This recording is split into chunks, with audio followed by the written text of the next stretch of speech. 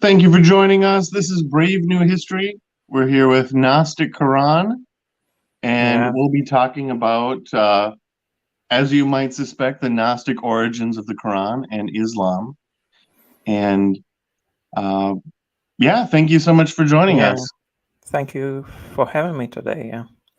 And in our last discussion, we basically started from the early history of Islam, and like almost my first words was about the early Islamic coinage, and I decided to make a little presentation that to convince the audience that there's the solid arguments behind physical actual evidence behind this kind of weird theories, some modern critical I don't know, early Islam history studies doing like famous German critical school in Ara.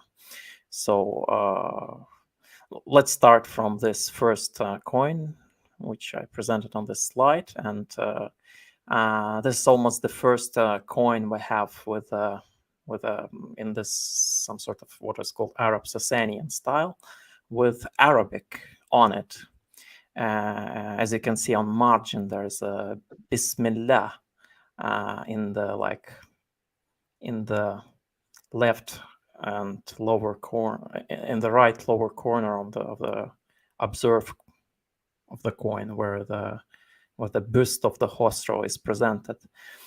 And what is interesting that the name of the so-called governor, we don't know whether it's true or not. The name of the governor, Ubaydullah bin Ziyad, is written in Pahlavi script in the Middle Persian, and it's written as it in Middle Persian, Ubaydullah Ziyatan.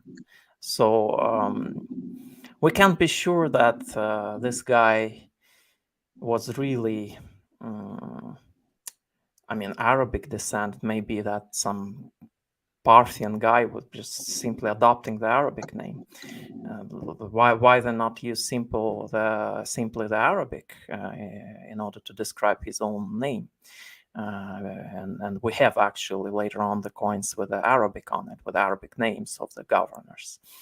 And of course, overall, the style is Sasanian. We can see the fire altar on the reverse of the coin with attendants, and the date on the left. On the right, the mint of the city. The date is, I just copy pasted, like there's after Hijri 61, but we don't know. There's no like indication. This is just after Hijri. There's simply a date on the Middle Persian 61. So who knows from what starting point they dating? Maybe it is from the reign of Khosrow, because the bust of the king itself is a Khosrow. Maybe it's from the reign of Yazid. Nobody knows, but we can date it for sure that this is from the Hijri. Like, it's very suspicious for me, at least. And of course, like this Bismillah is just a famous style in the name of the god, which in my opinion just came out from Zoroastrianism, because there was strong indication that even Zoroastrian used this kind of phrase in the prayers, when they, like, I would say, transfer from genotheistic type of religion into monotheistic, because famously in Middle Persian, the gods, it sounds like Yazdan, whilst the god singular is Yazd, and Yazd is attested, at least in Pahlavi, some documents, some receipts were it used at the start of the document in the name of the god. I don't recall the exact phrase, but the Yazd is used. So they were too transferring into this kind of, I don't know. It's not like monotheism. It's just into this singular deity sort of stuff. So the next slide is just a coin from Tabaristan.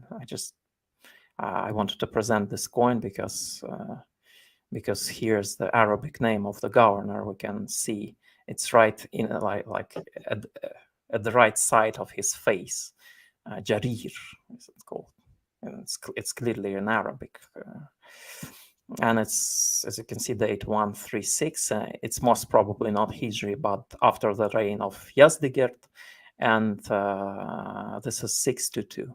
So it's basically Hijri minus 10.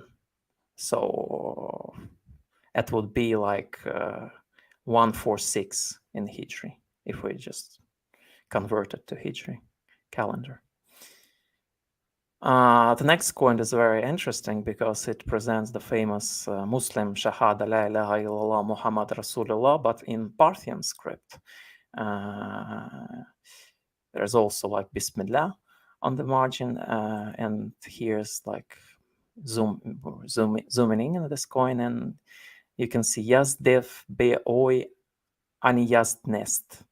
So Mahmad Paigambar Yazd. This Yazd F, meaning the one God, basically Be'oi, but he, Ani Yazd Nest, another God is not. So it's like translation of the La ilaha illallah, basically. But as you can see, it's not like it's not the standard translation what we have today. It's more like there is not God but He.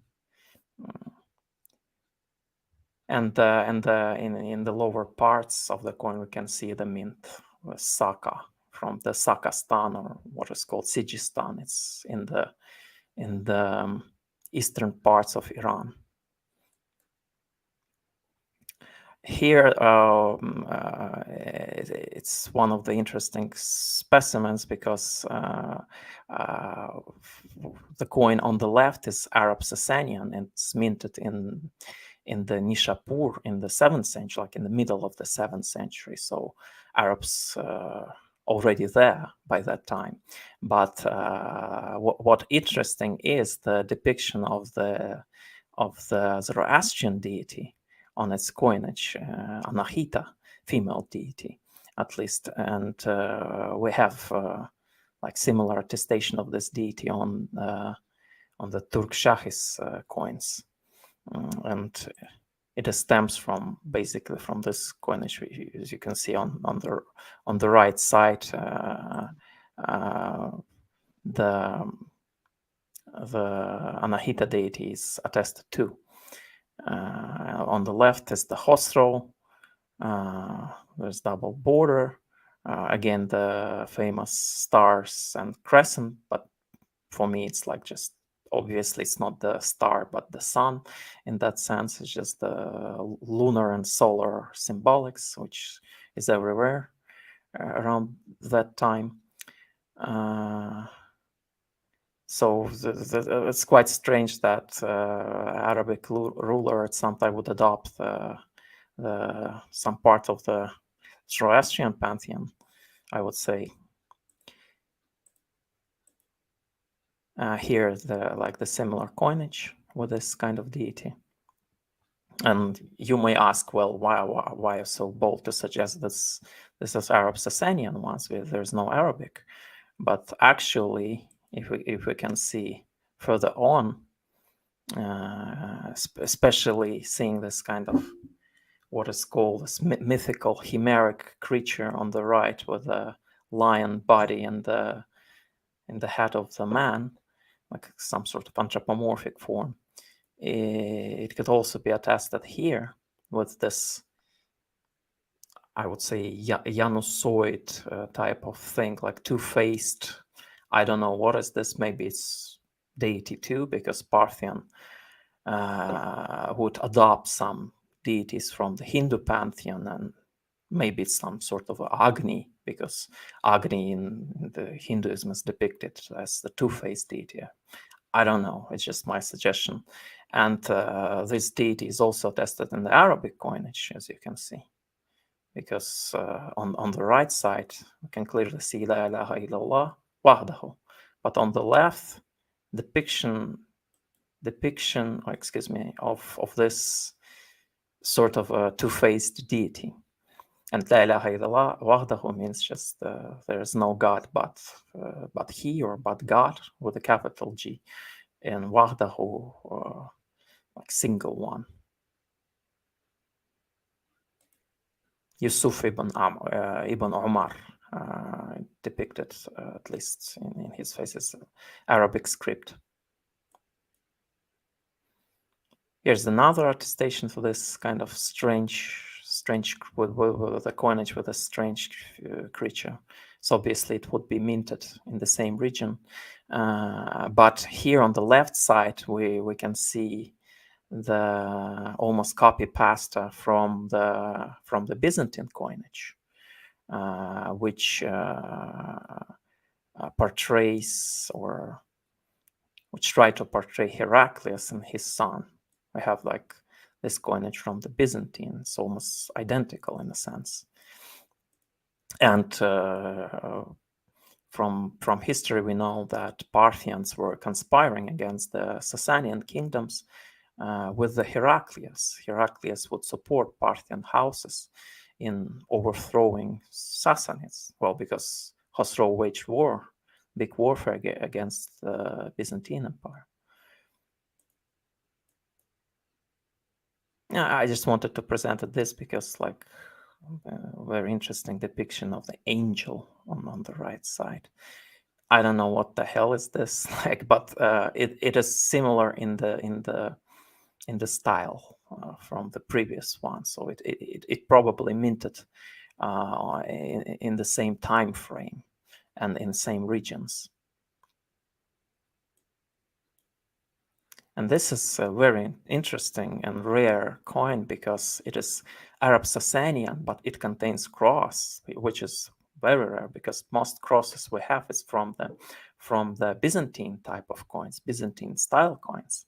And what is more interesting, that it is minted in Nishapur, and Nishapur is located, as you can see, on the eastern parts of modern day Iran. So it's like it's almost in the border of Iran, between Iran and the Turkmenistan, and not so distant from Marv, by the way. So all the suggestion that Islam may arose from the East, it's not that mad. At least we can see that some Christian societies were there, and most probably Nestorian ones. It's not Byzantine. Yeah, and it's clearly Sasanian because we have a Pahlavi script on the right side of the cross, which states the Nishapur mint, and it's just the similar one with the previous one. It's just exactly the same, just maybe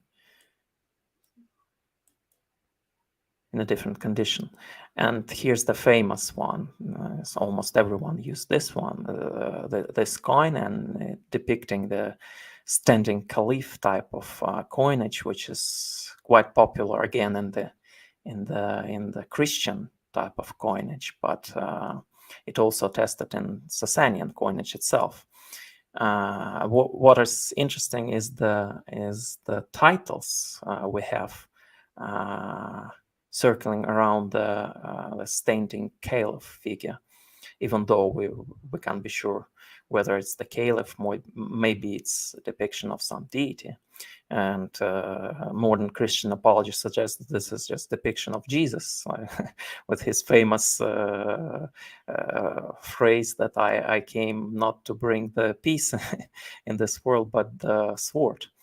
And in Arabic, we can see Khalifatullah on the right side of this Jesus figure or deity figure. On the left side, Amirul Mu'minin. So it could be Khalifatullah.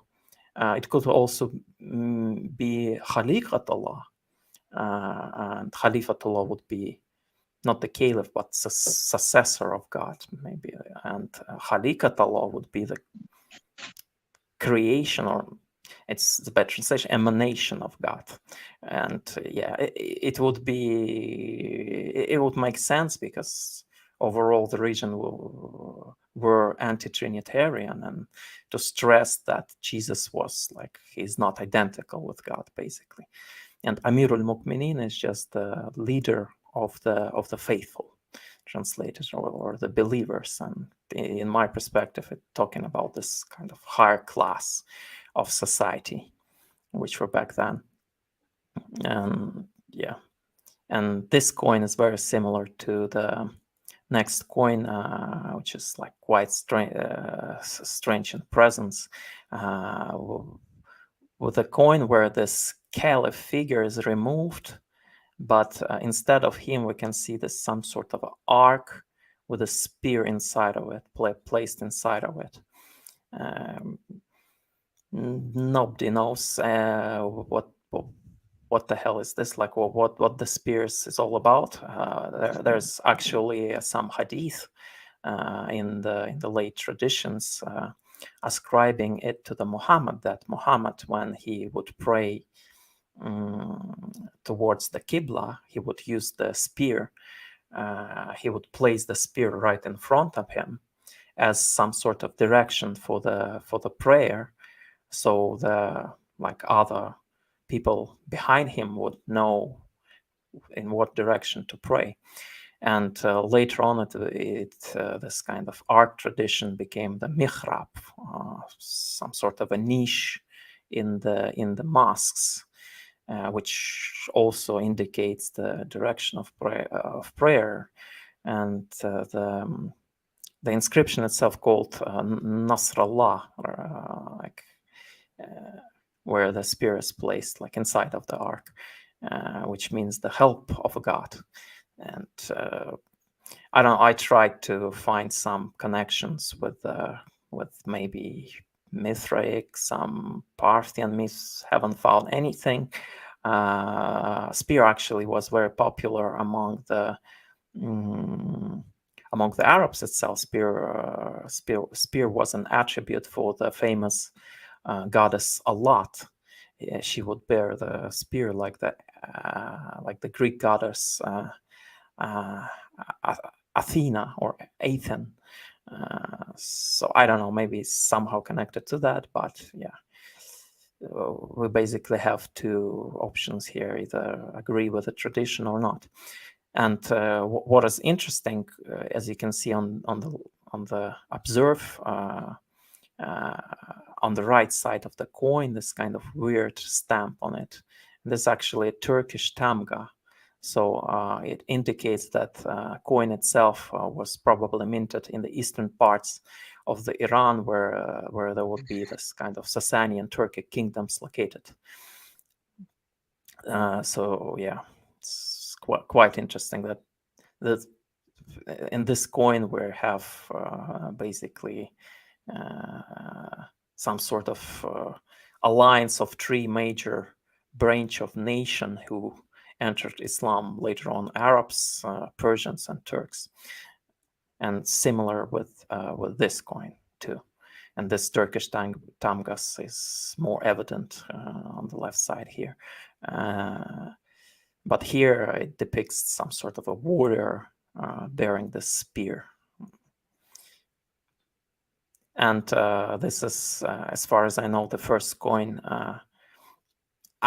attesting the concept of jizya, of some sort of a tax. So because on the margins it's called Duriba Jizya bil Juzjan. So this coin was struck for jizya in Jurjan.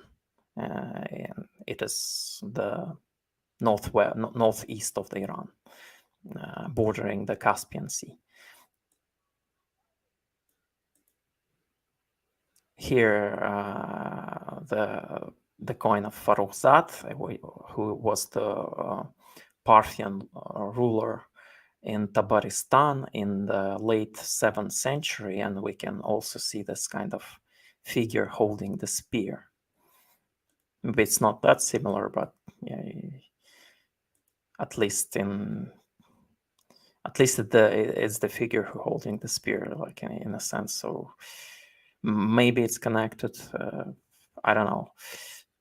Maybe it's just different styles because there's like this Turkish involvements. Here it's absent absolutely. Yeah, it's interesting. And I want just to present with the depictions of Allah, the earliest depictions we have, who actually bears the spear. On the left, this is from Iraqi regions. On the right is just a Hellenized version from the Palmyrian kingdom, because Palmyra back in the day would be just the like puppet state of the Greek. So they would adopt the not the culture, but the art or styling from the Greek, whilst the Hatran kingdom was the puppet state of the Parthians. So we can see like different styling in a sense. What is interesting, she's riding the lion.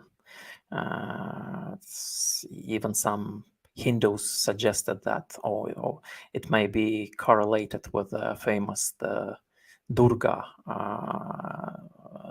goddess in the Hindu-Pantheon, who exactly like the Allah here also rides the lion.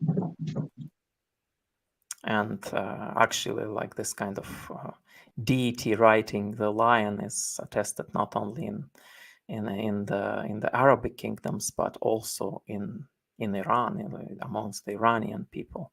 So here's on the left the statue of the goddess Inanna, also on the line from it's like 100 years before Islam in Afghanistan, and this is the oldest one. So it's from one of the Achaemenid prints, Achaemenid seals, depicting the Anahita goddess, which we already mentioned on the coinage, who riding the lion, and some sort of a Persian king, and many suggest that this figure is Artaxerxes, but there's no indication of that. But yeah, he's just praising the goddess. Maybe spear connected to the Roman standard, and in Parthian sculptures we can also see this. It was almost it was very important. It held important part in ritualistic purposes. This kind of standard wasn't just for war. I don't know. It just was my attempts to reconstruct from the coin we saw from this the guy with the spear coin. Like maybe it's somehow connected, but I'm not so sure, because this Turkish involvement may lead to maybe it's some Turkish deity, I don't know, at some sort. Yeah, and this was end of my presentation, like little presentation I had. Yeah, very interesting. So there's a million places we can go with that. The Roman standard, I think of the Mandaean symbol. What is it? Maybe our Tarwaf, is that what it's called? Oh, I don't remember, but I know what you're talking about, like this kind of cross with the clothing on top of it. Yeah. Maybe. And so you wonder what was meant. And then if we're bringing in the spear, within Christianity, what is a spear, right? It stuck Jesus in the side. Yeah, that's like famous longing spear. Yeah, maybe. I mean, I'm doubtful. Like, I don't see any connections. I just see the dots there. Yeah. There's no decisive statement. Like but the tradition itself is very strange too. Like he just placed the spear. It's very like out of ordinary. In most of the tradition, Muhammad wouldn't use the spear for when he prayed. So it's like they're trying to explain this coinage most likely, which Yeah. was still present back in the day. Yeah. I mean, I'm no expert in Islam, but I think in terms of worship, like weapons are Yeah. taboo. So like I know there's the depiction of you put something in front of you while you pray, Mm. like so nothing crosses you while you're praying. Like oftentimes it's a saddle, if you've seen depictions like that. Yeah.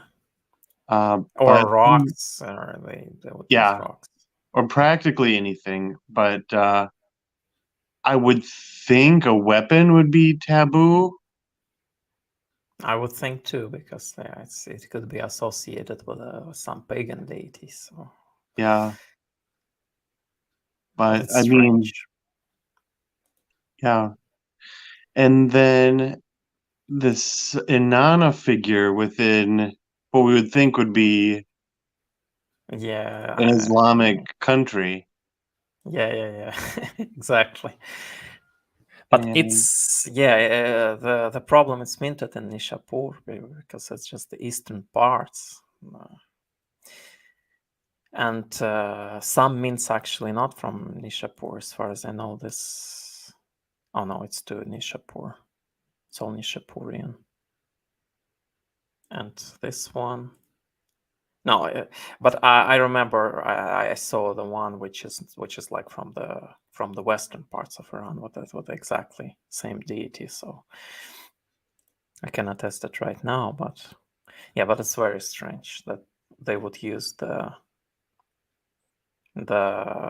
Sasanian type of deities on the coinage, mhm. supposedly.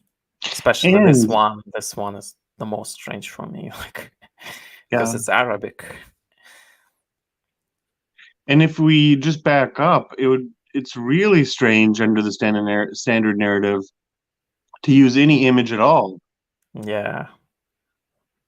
They would say that this is just transitional, but even here on transitional, we see that Yeah. some sort of a deity depicted. So Well, yeah, I mean, even if it is maybe, transitional, maybe even I'm the borders between religions wasn't so distinctive back in the day, or washed away in a sense. So it wasn't a taboo back then, at least for fire altars, which is everywhere until the late 8th century, where yeah. this fully Arab coins emerges. So they will just remove this type of thing and So replace it with Arabic. these are on the fringes, these coins. So this wouldn't be like a solidly Muslim region that you would find these, or would Yeah, you? at least this from the Nishapur, as you can see, it would be like on the southeast of Caspian Sea, all from this kind of regions towards the Merv, but Merv held their own coinage, which I now investigating throughoutly, because there's some very interesting stuff, because there is actually coinage which in style from the 6th century, but there's actually Arabic on it, and there's the famous Sogdian coinages with Muhammad's name, and the numismatists who work in this field, they just suggested that, it may be connected with the Abbasid reign, but I'm not so sure. It may be even pre-Islamic in a sense, because it's chaotic. It doesn't correspond with the chronology of the Abbasid reign. So there's like Muhammad coins, Mahdi coins, Ali coins, and they're not correlated to the caliph's name of the time of the Abbasid caliphs. They just suggested that because Mahdi was one of the Abbasid caliphs at the time. But yeah, I haven't included this type of coinage because I'm still investigating. And yeah, but actually there's a lot of coin in Isfahan too. But they are not so into this kind of deity depiction. They are like They like the coin, the first coin I presented, like in this type of style, is just, they would be just with a sort of different Arabic on margins, and the stylage itself would be similar to that, like Khosrow bust and fire attendants. But this coin's like with the deities, yeah, it's what you called in the fringes part. Mhm. So, but there's Arabic on it. Like, how to explain? Like, it's not like the Arabs weren't involved. Yeah, so at minimum, there's a high degree of syncretism Yeah, exactly. within And early Islam. this coin and this coin is so like they cost almost 100,000 pounds, like this and this one. So they're Yeah, very rare. yeah, And yeah, maybe because there's like triple nation stuff going on: Persians, Arabs, and Turks. And yeah. And the whole mystery aspect, what is even going on here? Is this even real? Like, it has yeah, to be, but what is even going on? That, I mean, the whole history of this region at that time is just, it's vague in a sense, like yeah, it's under I'm, the veil. there's that hadith about anybody who creates an image of something living, Yeah, right, he will go to will. hell. Yeah, I I guess think. the whoever, whatever, presumably Muslim made this, that hadith, they weren't familiar with it. Yeah, he's already having tea with Satan. So, Yeah, but yeah, with, it's that's hadith. It's probably from the Hanbali movement back at the day. It's a very late one, and Hanbalis were like this kind of iconoclastic movement. They're like, oh, bash the art. They were anti-art in a sense. They would prohibit not only the depictions but in music too. So dear, dear, the more I hear about the Hanbali, the less I like them. yeah, exactly. It happened to me too at one point of my life. But yeah, I don't know what came up with all of this stuff, but Yeah, this in our research is clearly on point. It's not like it's in some sense it's like out of the picture. You would think like Islam emerges from the East. What kind of nonsense is that? It's like this kind of famous idea that Jesus was the Buddhist, the Christian Lindner provided, like absolute madman, like he's like a fringe guy. But yeah, when we see at the evidence, yeah, here the interesting stuff unveils. So yeah, if you try to make the hypothesis purely from the isolated from the Abbasid tradition, purely on the physical evidence, it makes perfect sense. But yeah, and the whole region, it would be rich because the Silk Road would be just going through there from China towards the what is now Georgia. So yeah. And, looking at these incense burners, as far as I've looked into Islam, they're not really heavy on incense. You don't really see a lot of reference to it. yeah, but And this is pre-Islamic, so maybe the tradition has died out towards the 7th century. But I don't know, maybe it was still present because Hatra kingdom is, yeah, it's the key to understand the development from Christianity towards the Islam. And this is actually the statues that were destroyed back in the day by the ISIS. So yeah, it makes it complicated because this would be proto-Islamic here. in a sense, yeah, I would suggest so, And because it's basically Arab-Parthian kingdom. There's Nabatean script everywhere. There's a Parthian everywhere, and yeah, I personally myself believe the idea that Arabic is just development of the Nabatean, even though many modern critics suggest that Arabic developed from the Syriac. But yeah, I don't buy it at all. I think what happened, they took the Nabatean script and Parthianized it in the sense of the script itself, because Parthian script is very like cursive, it's connected, it's very similar, even on coinage, as we can see, like you can sleep and think, oh, maybe it's Arabic somewhere. No, it's Parthian. So I think that what happened exactly. And ties between these two culture. There's old ties between them, like from the 2nd century. So it's not like they just came up with the idea, oh, let's just make an alliance with Arabs to destroy this filthy Parsians or Parsic faction, like the South Persians. Now, probably they held cultural connection during, like, at least from the 2nd century. Yeah. Or ultimately, do they share like the same heritage? I mean, being from the same region, right? There'd be, you go far back enough, they're the same, yeah. At least, as I showed the Anahita, it would correspond with a lot deity. So I haven't studied it in detail, but I suggest that even the pantheon would be very similar. So if you're gonna look in Parthian, as many Hindus would like, what the hell is this? Why there's all this proposal that the black stone in Kaaba is Shiva Lingam and stuff.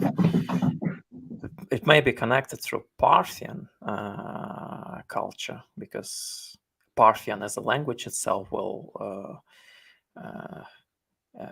accommodate many words from Sanskrit, and culturally they would be connected to the Hindus more than to the Zoroastrians. That's why Zoroastrians oftentimes accused them for being the diva worshippers. They worship devas, which is just similar to the like deva pantheon in the Hinduism. Yeah, which just means diva, just means goddess, right? Yeah, gods. Yeah. Oh, plural. Devas. Yeah, devas. That would be the gods, and Ahuras in Persian would be some positive deities, because, well, the whole thing is inverted in Zoroastrianism. They would just worship the Titans in a sense, but I think there were guys in the middle between these two extremities, and this is exactly the Parthians, where they would just mix stuff together in a sense. And even in Hinduism, it's not that so clear, because there is actually the positive asuras, which is called adityas, like the positive titan figures. It's not like all asuras are bad and evil ones. So it's not that strictly distinctive in a sense as it portrayed today. And here we have a comment. Here's Daniel Hopkins. Thanks for watching. Yeah. I don't think it's fair to slight Dr. Littner without explaining exactly why he was considered fringe. I certainly don't see eye to eye with him, but everyone deserves a fair hearing. Yeah, I fully agree. It's almost like the agenda in a sense, like Jesus was the Jewish rabbi, end of discussion. Like it's almost like that, and you need to accept it somehow. Whilst there's like different theories who this was Jesus. Maybe he was Parthian, maybe he was somehow connected to the Mithraic cults, maybe he was Buddhist. Who knows? Because so many layers of scriptures, it's hard to find out the truth in a sense. Yeah, which I think that's exactly right. Like with Christian origins, there has to be at least several layers to it. Yeah. That I know Dr. Dennis MacDonald is on like the minority opinion, where he looks at the Homeric epics, and he's not saying that's Christian origins. That he's just saying that there's striking parallels between the Homeric epics and Mhm. the Gospels. But it's a But minority opinion. But I would love to talk to somebody who disagrees with him, because I am so convinced that why is it the minority opinion? Because it seems so clear and convincing. yeah, it's even in the structure of the gospel itself is very Yeah. similar. Dr. David Litvich held the same opinion. I think it just go through the whole Greek stuff comparing to the gospel, so it's very similar. Yeah. But they are not so fringy, I would say. But Christian No. Lindner, he's just outcasted in a sense. That's Who very is? unfair. Christian Lindner, who Got it. proposed this kind of idea of the Buddhist Yeah. origin of Yeah. the Christianity. Yeah. And I mean, yeah, when it comes to things like when you're talking about Litwa holds to the same idea, like you can't get much more solidly in the middle. And like this guy, like, you know how they talk about like being grounded, like this guy, like Litwa compared to like everybody else, he's so grounded. I think he shuffles when he walks. He doesn't jump up or anything. He just like, Exactly. yeah, He did like a lot of work, I would say, yeah, comparing all this Greek stuff. First of all, you need to know ancient Greek. That's the prerequisite. So yeah. yeah. And here we have another comment by Dan. The guest should cover the Sanskrit inscriptions on the Kaaba attributed to, Vikramaditya. can't pronounce that, Vikramaditya. yeah. For first time I hear this stuff. Me too. Sanskrit inscriptions. You'd think like if any I haven't heard about that at all. Yeah, if any Muslim was aware of Sanskrit inscriptions, I'm sure they wouldn't exist 5 minutes later. Yes. So I doubting that there is some. Yeah. Yeah, very good. All right. Yeah, very interesting. We have the coinage, which is strikingly Out of that syncretistic. picture, yeah. Yeah, and mysterious. Like it seems out of place. So what do we think is going on? If there's anybody has comments as to that'll solve the mystery. Well, And in our school, just proposed a bold suggestion that all stems from the eastern region, Seth. And later on, maybe I will make the presentation about this famous Bukhar Khudat coins, which is as Eastern coins, and maybe they are somehow connected. This because there's also Turkish involvement. It's just so strange. Like the first thing you would think about the Islam origins of Islam, Arabs. Here we have like Turks, we have Persians. Like what the hell? So I don't know, but even though they still they still venerate the Khosrow as the figure because he's everywhere. Like they would get rid of him if they didn't like him. It's strange too. At least for the like kind of south parts of Iran. Mm-hmm. Maybe the Parsik faction still held the power grip over these regions back at the day, and they would promote the coinage with the Khosrow because definitely, as many Parthians would mint their own coins on the northern parts of Iran. So, and it's just like the Game of Thrones in a sense, because there was like several types of the houses combating each other, and all of this kind of stuff. Oh, we have almost like ethnic alliance between the Parthians and Parsics now. They hated each other, even though they were Iranic. But it's not about the alliances; it's more about the power grip. So, Absolutely. Yeah, no, it is a bit like Game of Thrones. Yeah. Yeah. Just because, and this kind of House of Sasan who overthrown the Parthian kingdom back in the days, it would be like Lannisters in a sense, with the King's Landing in the Ctesiphon. Yeah. Very true. Oh, thank you. All right. So here, if we have any more questions, maybe we'll just do one last call for, questions. And or else we'll start winding up here, Yeah. or winding down, or both up and down. And yeah, any last comments? Just maybe until next time, and next time it will be purely Gnostic in a sense. I will try to go through the Apocryphon of John tradition, and I already making the videos about this 2 trees, but I want to discuss it with you, like, because it's so prominent in the Gnostic tradition, it's prominent in Manichaeism, and it's prominent in Islam. So I would suggest to discuss this next time. I've read the Apocryphon of John,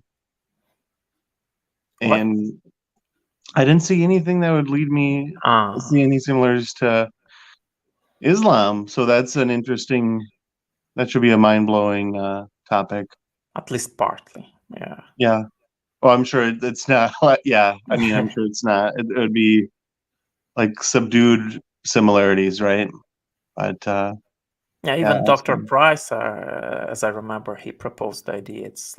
It's a Jewish Gnostic book. It's not like the Hellenized Gnostics, like pagan Gnostics. It's more like the Jewish one. And yeah, definitely there is a Jewish stuff in Qurans. As John is walking one day at the very beginning, he talks to a rabbi who's saying, "What happened to your God? He's dead now." Right? That's the Apocryphon of John, right? And his name is, I looked up the name, and it was the devil god of Zoroastrianism. Ahriman? I should. I don't remember exactly. Yeah, but which I thought that was interesting. There has to be some allusion to Zoroastrianism there. You can't dismiss Zoroastrianism when we're talking about Christianity, when we're talking about Judaism. Yeah, Zoroastrianism is just behind all of it. It's in a sense it's the myriad tradition. It's super connected. Even the apocalypse idea is just straight away from the Zoroastrians in a sense. So until next time then.